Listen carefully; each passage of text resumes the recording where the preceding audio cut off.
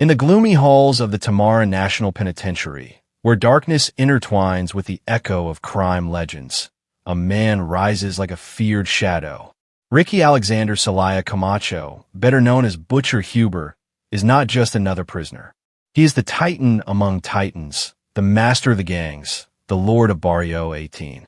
But even colossi have their darkest hour, and for Butcher Hoover, that moment came on an afternoon filled with blood and betrayal. Before you begin, leave your registration with the like button and subscribe to our stories. They will surely catch you. Now, activate the bell so we can begin. Butcher Hoover is not an ordinary man. From his early youth, he defied established norms, always opting for the dark side of the law as his path to power. At 47, Butcher Huber has reached the top as one of the most prominent members of the Barrio 18 in Honduras.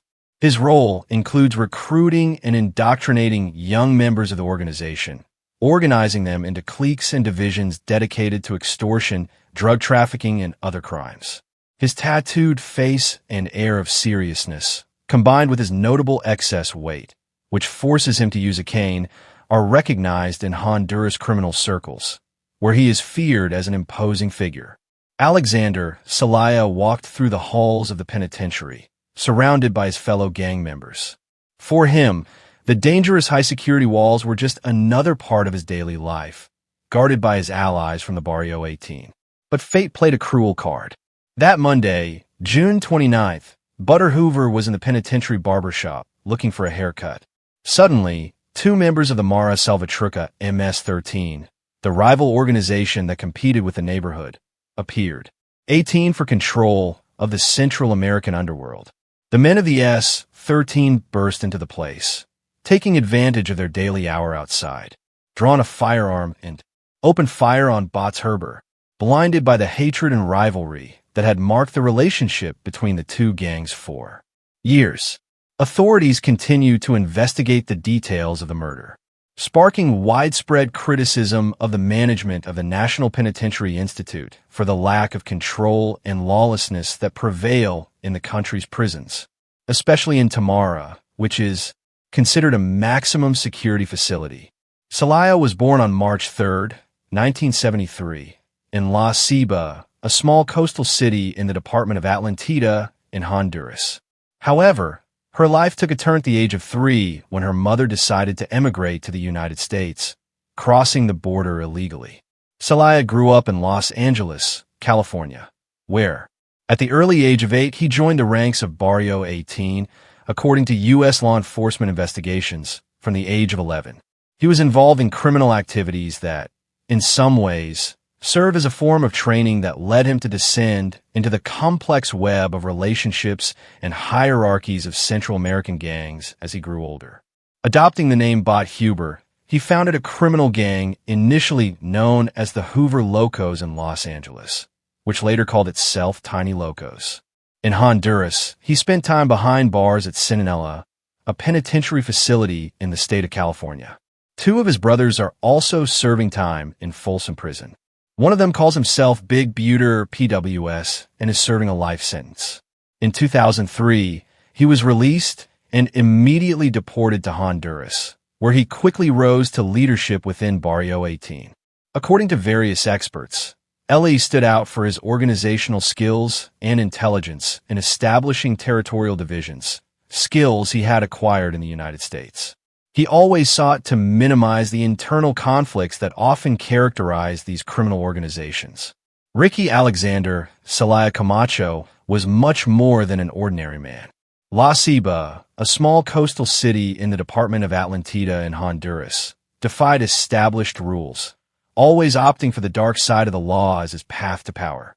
His life took a turn at the age of 3 when his mother decided to emigrate to the United States, crossing the border illegally. He grew up in Los Angeles, California, where at the early age of 8, he joined the ranks of the Barrio 18 gang.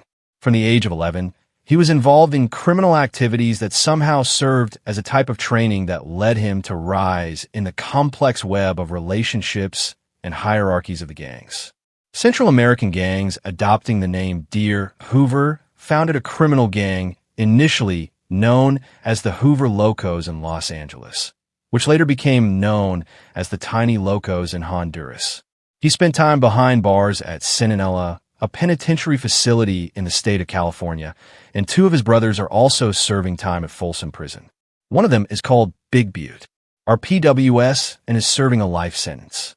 Buter Hoover was arrested again on August 10, 2017, at his home in the Tilloark neighborhood of Comiguela. During the trial, he remained in prison in Támara Prison, where he soon became a prominent figure, leading from within La Jala, a maximum security unit of the Támara National Penitentiary. The top leader of the 18th gang was found guilty of illegal possession and storage of prohibited weapons, ammunition for prohibited use, and commercial use.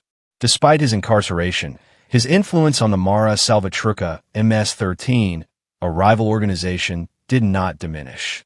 His presence inside the prison was as imposing as it was on the streets, and his reputation as the unwavering leader of La Pandilla only served to intensify the rivalry between the two factions. On August 12th, in August 2017, in an operation carried out in the Tilloark neighborhood of Tegucigalpa, Honduran authorities managed to capture him. At the time, he was using the alias Jose Marcial Funes to confuse the police. In September 2019, he was found guilty of illegal possession of weapons and storage of weapons and ammunition. 8 members of his gang also received sentences.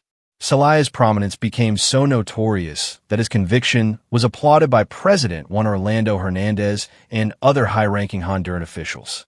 However, fate had an unexpected turn of events in store for Bozer Huber.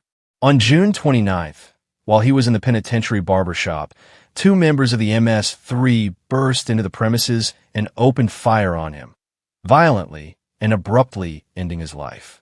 Thus, in a fatal twist of fate, the life of Sir Hoover came to an end, marked by violence, and a rivalry that dominated the streets and prisons of Honduras.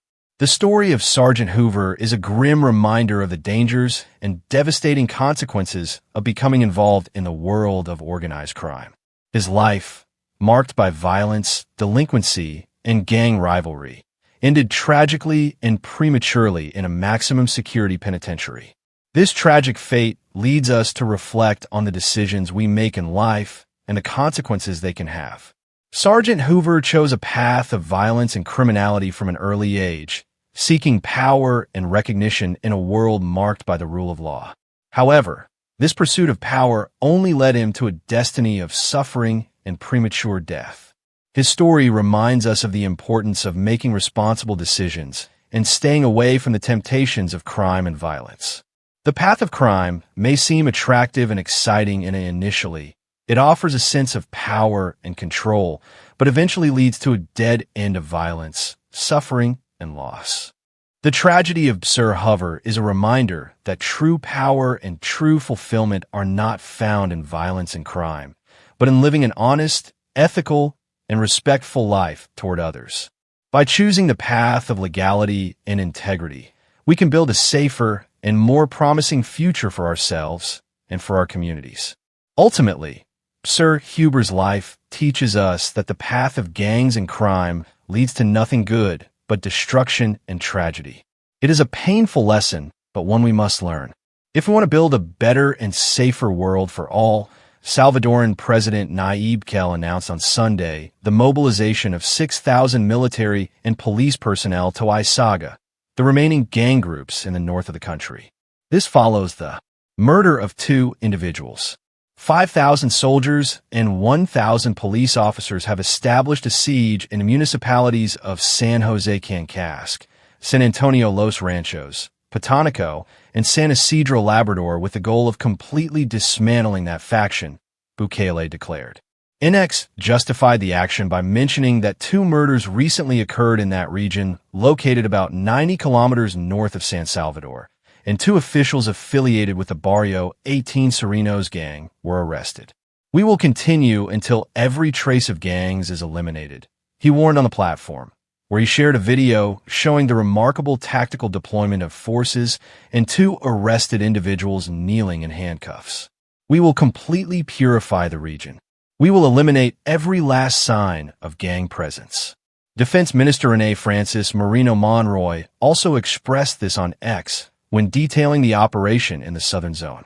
For years, El Salvador has been under a state of emergency in Chalatenango, following a bukele decree.